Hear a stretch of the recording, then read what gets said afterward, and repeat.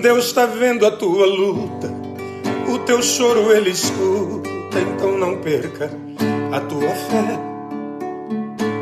Ele conhece a tua história, não vá desistir agora, não perca a tua fé. Ele tarda, mas não falha, e no fim dessa batalha você vai ser vencedor. Então não perca a tua fé, acredite, você é um escolhido do Senhor.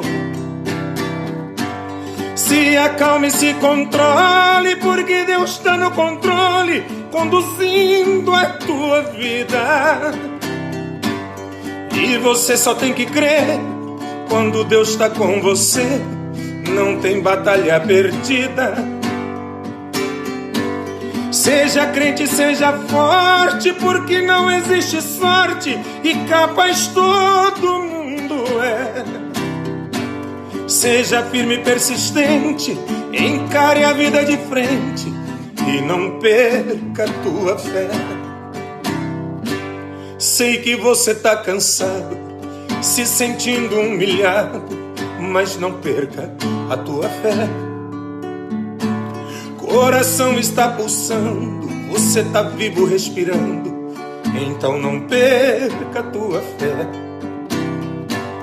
Tantas são as provações, saiba que as decepções é que nos fazem crescer. Deus sabe do teu coração, teu choro vira uma oração, então não perca a tua fé. Se acalme, se controle, porque Deus está no controle, conduzindo a tua vida. E você só tem que crer, quando Deus está com você, não tem batalha perdida. Seja crente, seja forte, porque não existe sorte, e capaz todo mundo é.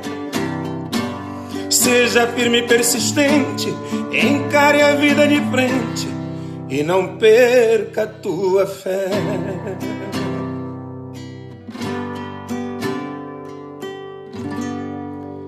Não perca a tua fé.